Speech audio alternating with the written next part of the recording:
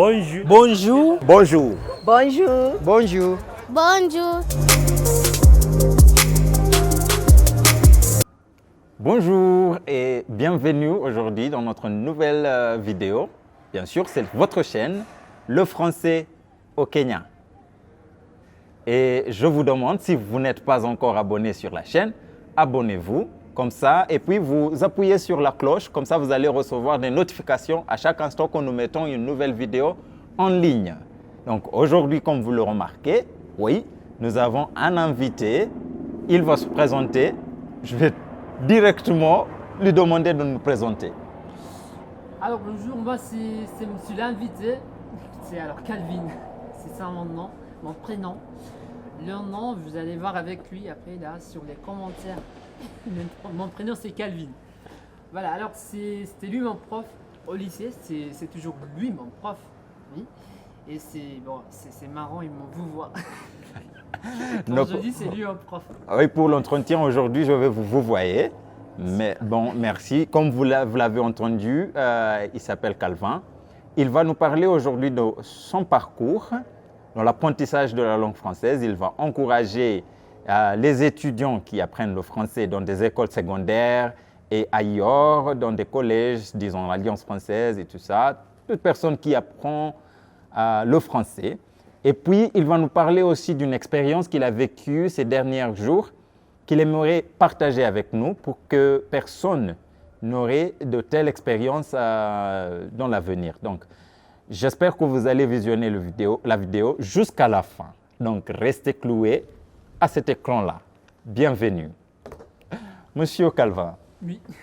est-ce que vous pouvez nous parler de votre parcours dans l'apprentissage de cette langue? Alors oui, je peux faire. Bah, effectivement, moi j'ai commencé en fait l'apprentissage de la langue française au lycée. Le lycée c'est Dalani, c'était lui le prof comme je viens de dire. Je l'ai commencé aux premières années, quand on fait tout le monde. Et oui là on faisait pas trop, hein. On faisait juste l'introduction, là je veux dire les salutations, des voyelles, je sais pas, c'était plutôt juste l'alphabet. Ouais, c'était justement ça qu'on faisait aux premières années. Là, en fait, il y avait une coupe pour voir les étudiants en fait, qui allaient procéder avec la langue française. Et là, en fait, c'était presque coupé, si je peux dire. Parce que là, en fait, je crois que le pass qu'il avait mis, lui, c'était 60. Et moi, j'avais 56%, je ne vais jamais oublier. Et moi, je vais dire que les gars qui avaient 50%, ils avaient bâtonné. Et moi, je sais pas si en fait j'aurais le 50 ans, je sais pas ce qui allait se passer parce que là, ils abâtonnaient comme je viens de dire. Et c'était grave. Alors en deuxième année, je commençais de formuler les phrases, les petites phrases, comme nous avaient déjà enseigné des salutations et des verbes, la conjugaison, disons le présent indicatif. Alors, j'ai commencé de formuler des petites phrases. Voilà. Et il y a un jeu que je me souviens, en fait, c'était en classe, c'était pendant un cours. Et là, j'ai levé ma main. Oui, il était en train d'enseigner. Je ne sais pas s'il peut se souvenir. Je me rappelle de rien, moi. Puis là, j'ai levé ma main. Je n'avais pas compris, alors je lui ai demandé de répéter. Et là, c'était embêtant pour lui, c'était choquant. Hein. C'était en deuxième année. Et tu m'as demandé de répéter.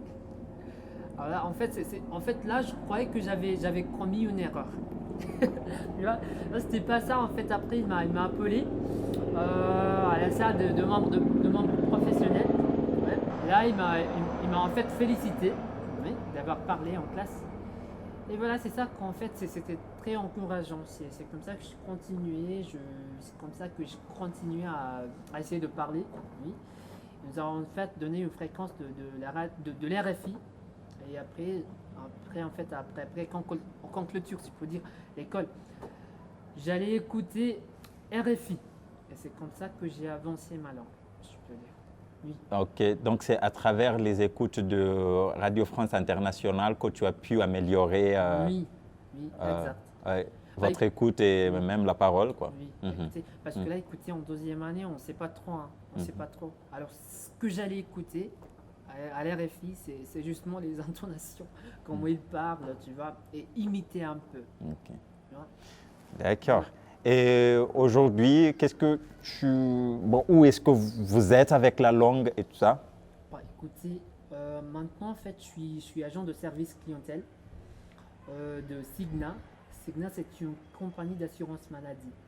Ça, ce qu'on fait normalement, on décroche des appels français, anglais et parfois espagnol.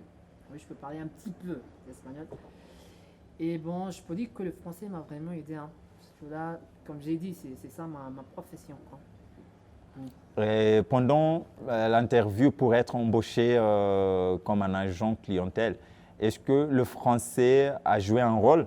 Oui, un grand rôle. Parce que maintenant, comme je dis, je suis agent de service clientèle qui est spécialisé dans la langue française. Alors, je décroche les appels des Français de la France et des francophones, alors de l'ouest de l'Afrique et aussi de Cameroun et les pays francophones en général. Ok. Et à l'université, est-ce que vous avez, qu'est-ce que vous faites à l'université? Est-ce que vous pouvez nous parler un peu de ça? Oui, la pédagogie. Je suis en 4e à l'université Kenyatta. C'est la pédagogie et c'est le français histoire. Ah, ok. Oui. Est-ce que vous envisagerez de changer de profession, disons peut-être vous plonger dans l'enseignement dans l'avenir? Non, non. Ah, mais non, pourquoi alors? Non, non je ne veux pas dire que la pédagogie c'est quelque chose de grave, non, c'est pas ça ce que je veux dire. Mais c'est quand en fait j'ai déjà trouvé une profession que je kiffe, que j'aime. Oui, ok. Et je vais vous rappeler à chaque instant qu'il te faudra un peu parler à haute voix. Je sais. Ok, c'est bon maintenant, pas. Mais sans excuses. Mais voilà. Oui. D'accord. Donc, si je vous demanderais d'encourager les personnes qui apprennent le français maintenant, qu'est-ce que vous leur direz? Je te demande de regarder droit dans la caméra et que vous leur donnez un peu, les encourager un petit peu. Ok, alors là, question d'encourager. Bah écoutez, moi je suis de combat, tout d'abord. Et je pars comme je parle, tu vois. Alors j'entends les gens dire que le français que je passe, c'est standard, c'est un français entre guillemets. Et là, c'est un effort que j'ai mis. Ok, ça ne peut pas venir comme ça, je ne peux pas rêver, juste me réveiller comme ça et puis j'ai cette langue sortant de ma bouche. Ouais. Alors, il y a un niveau d'effort que tu dois mettre pour être en fait en mesure de parler un français approfondi comme ça. Est-ce que je peux vous conseiller, si un combat comme moi de Machakos peut parler français comme je parle, alors c'est très possible pour vous-même. Ah oui. Oui. Et vous prononcez le mot combat en français même. Ah non, en fait ça c'est... Ah bah moi je comprenais, je comprenais combat. Moi je me demandais mais combat vous combattez avec qui? Allez, ça va, mais c'est combat. Ah oui. Si un combat. Ah ok, ça va. Ah super. Sincères excuses. Non mais ça va. Et est-ce que vous avez pris des examens de COCRL, disons à l'Alliance française, DALF, est-ce que vous en avez tenté? Oui. Oui, alors j'ai passé un examen B2, niveau B2. Ouais. Et comment je l'ai passé? Ok, c'est tout à fait une autre histoire que je vais raconter parce qu'il m'a posé la question déjà. Alors, ok. Alors, il y avait ce concours qu'on appelait, c'était un concours de chansons françaises. Ça a été organisé par l'ambassade de la France au Kenya. C'était dans l'année 2019. Alors, moi, je suis chanteur aussi. J'ai gagné ce concours. Et ce que j'ai profité de ce concours, il y avait en fait un séjour en France de quelques semaines. Et de là, j'ai passé des examens de B2, de DELF B2, à l'Alliance française de Rouen, en Normandie. Ah bah. Et bien sûr, est-ce que vous voulez nous dire si vous avez réussi ou vous avez raté? Vous croyez quoi? Est-ce que vous avez raté cet examen? Il faut nous dire. Non, mais... J'ai réussi, j'avais un 80. Bah, chouette. Un 80 en B2, plutôt en Alliance française de Rouen, c'est quelque chose de bon quand même. Étant donné qu'en fait c'était un contexte français, si je peux dire. Ouais. C'était ma première fois là, alors Ouais. Là, on me demandait des trucs un petit peu.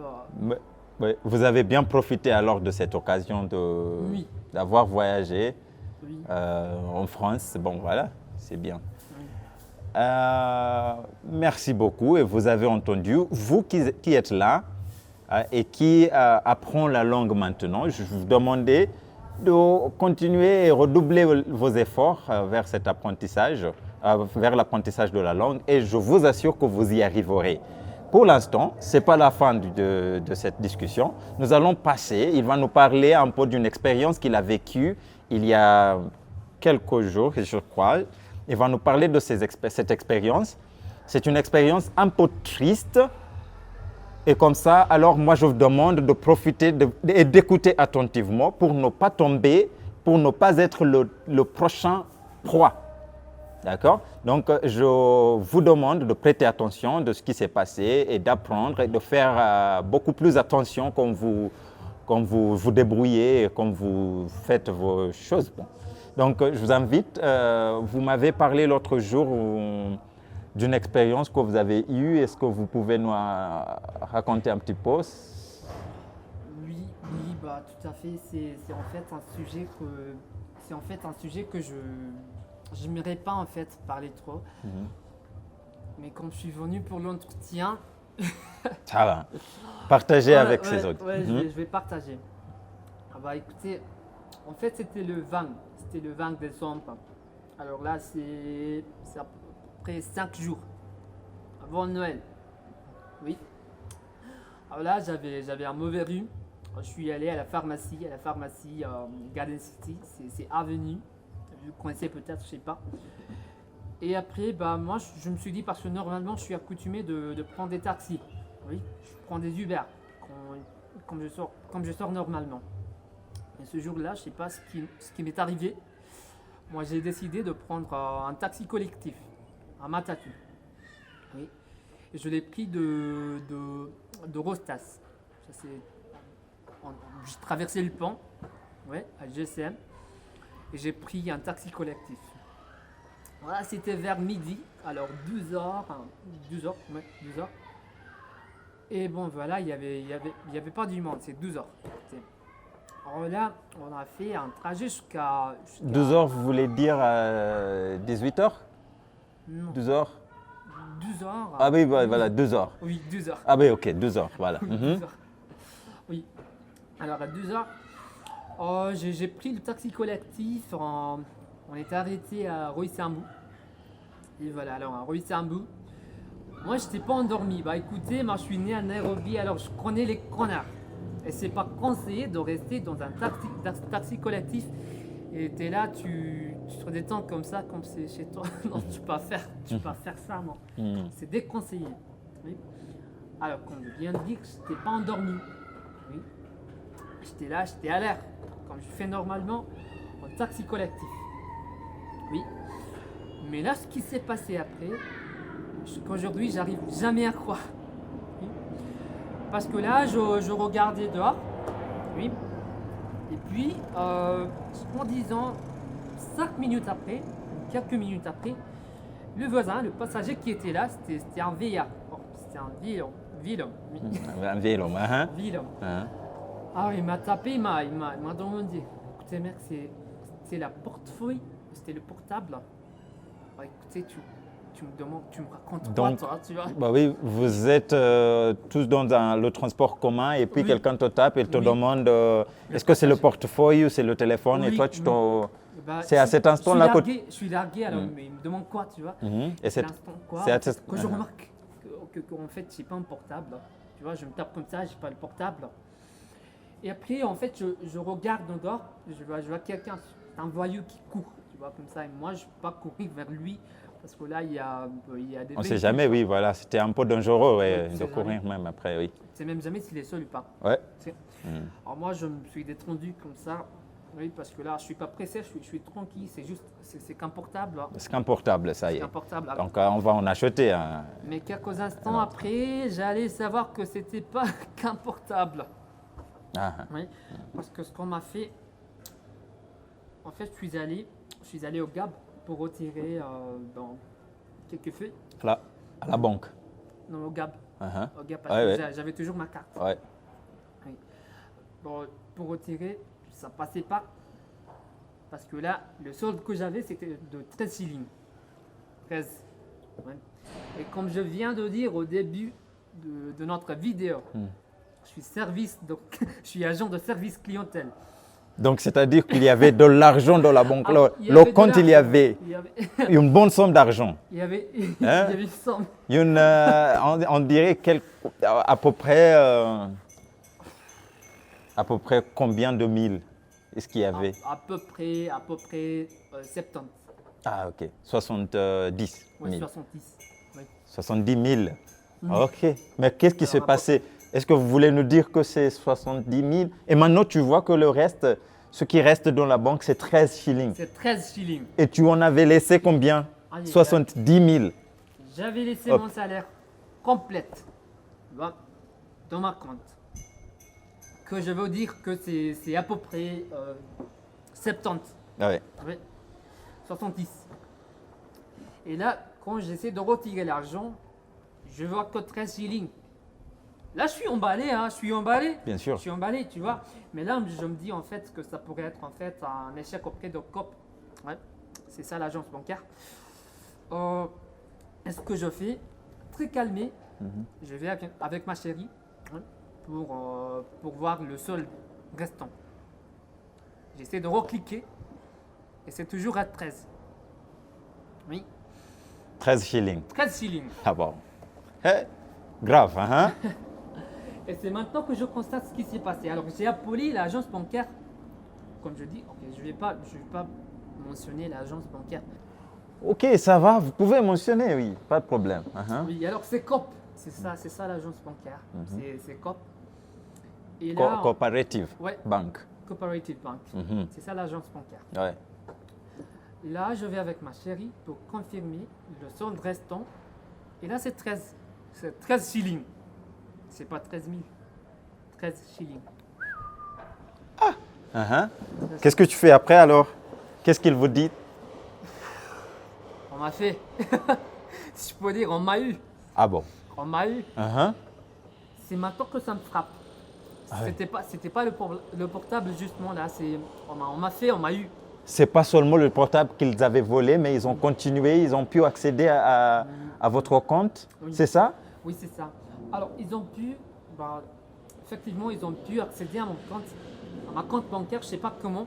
Ils ont eu mon PIN, je sais pas comment ils l'ont eu. Et en plus, ils ont changé mon PIN. Mais est-ce que c'est possible ça? C'est ça la Ils question. ont changé le password, ils ont le mot de passe et tout ça, le PIN? Écoutez, Uh-huh.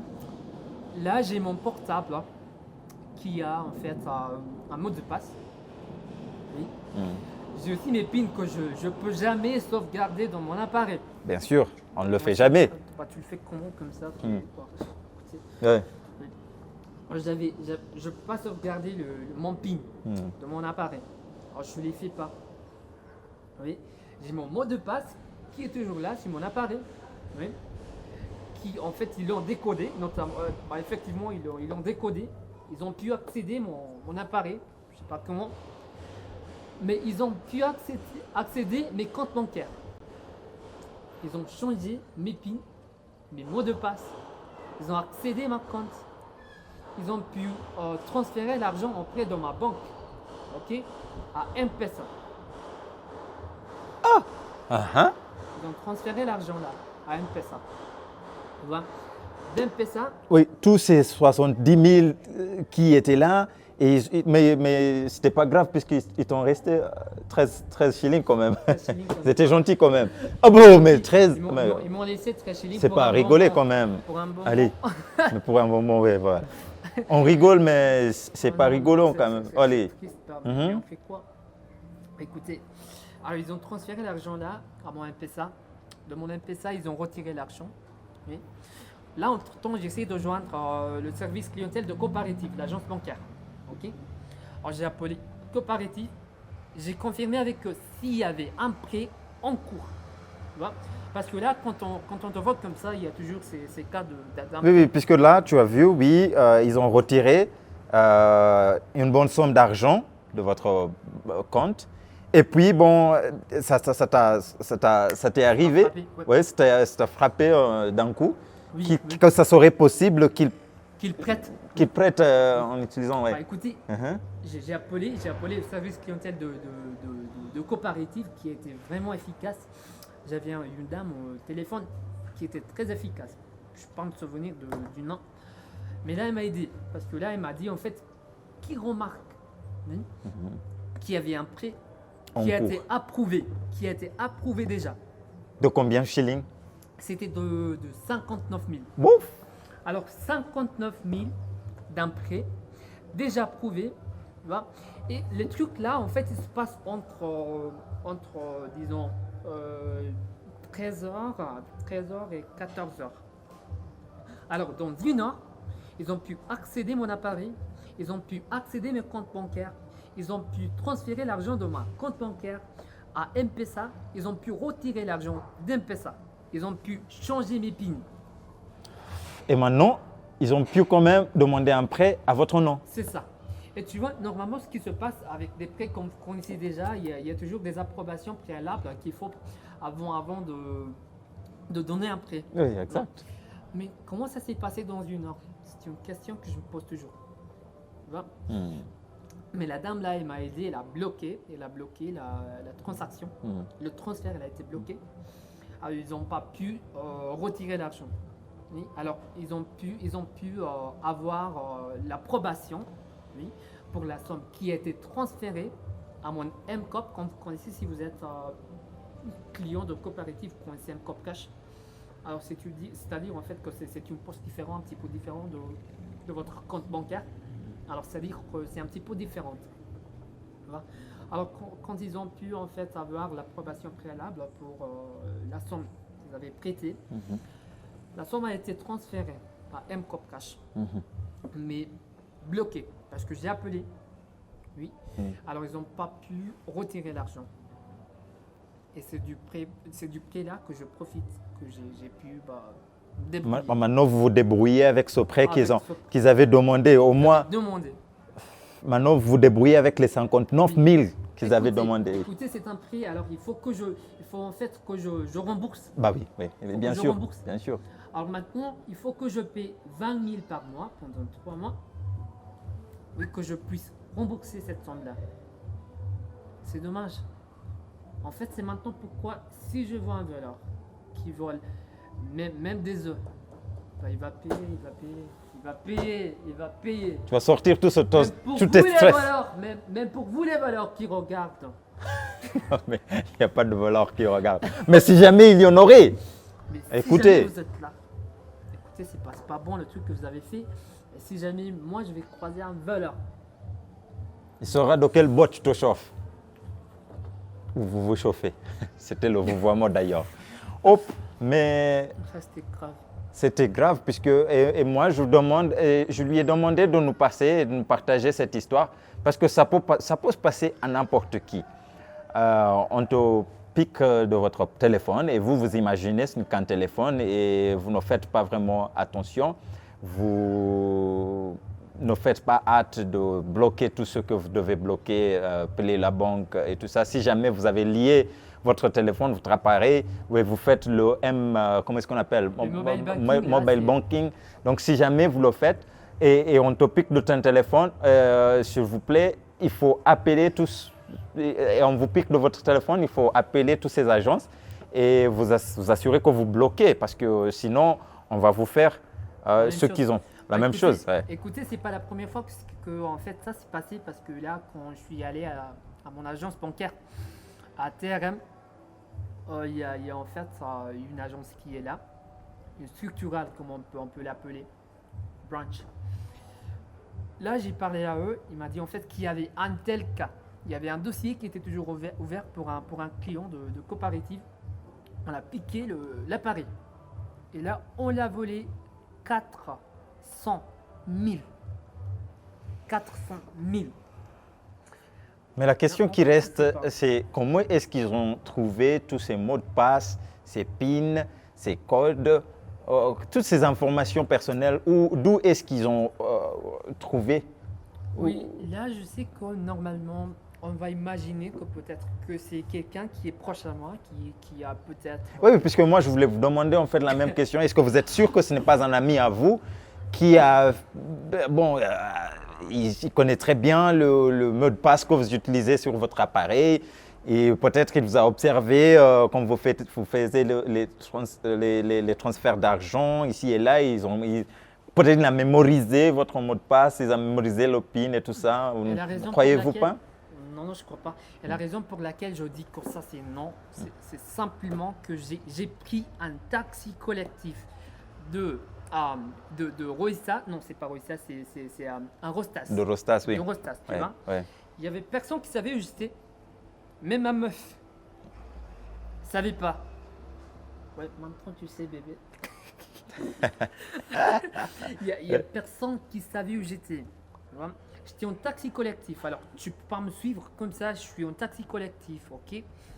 On a fait le premier arrêt à Roissa. Et c'est de là que je me suis fait voler. Bah, bien sûr. Ça ne fait pas… Ouais. Alors, comme ça, tu peux pas m'empister comme ça. C'est pas pratique. Tu vois, même si tu me connais. Et, bah, écoutez, le truc là de me connaître, on est proche. Tu es mon prof.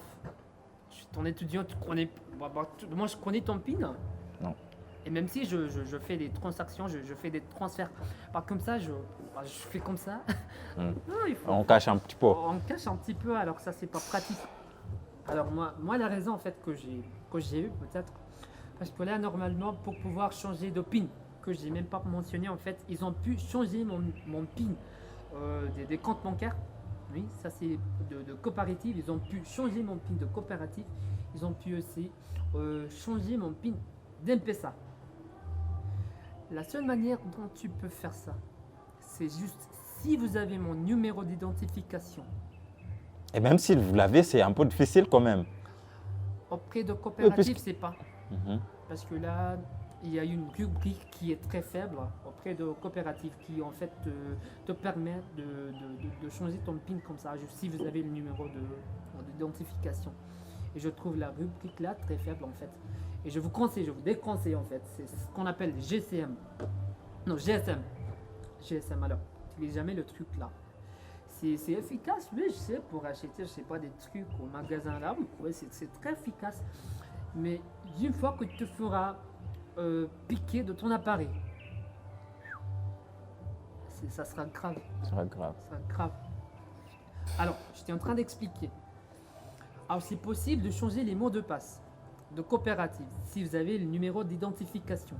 Écoutez, j'avais ma portefeuille. Alors ça n'était pas volé, alors j'ai toujours mes cartes d'identification. Je les ai. Tu vois. Alors comment ils les ont? Comment ils les ont? Comment ils les ont? Alors tu peux pas deviner, je sais pas, jusqu'à 8 chiffres. Tu devines 8 chiffres, comment? C'est impossible. C'est impossible. Tu peux pas. Ouais. Tu peux pas, tu vois. Ouais. Écoutez, c'est une séquence de 8 chiffres pour le numéro d'identification.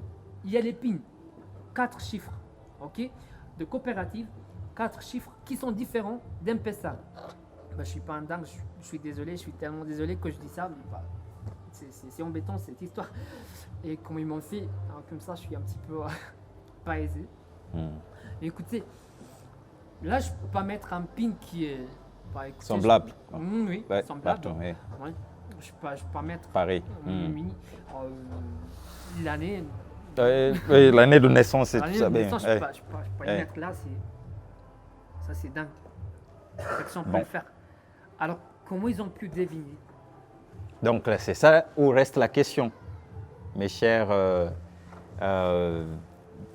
membres qui regardent et qui nous visionnent, je demande la question qui reste, c'est comment est-ce qu'ils ont pu accéder à son compte bancaire et à son compte M-Pesa? Comment est-ce qu'ils ont pu changer tout ça et avoir tous ces détails personnels? Là, c'est là où la question est, c'est où la question reste. Et, ce qu'ils pensent, ce qu'ils imaginent. Et on retire oui. dans une heure. Oui, et retiré dans une heure. Donc voilà, c'est ça l'histoire. Moi, je voulais que cette histoire soit partagée pour que vous l'entendiez et pour que vous fassiez beaucoup plus attention avec vos appareils.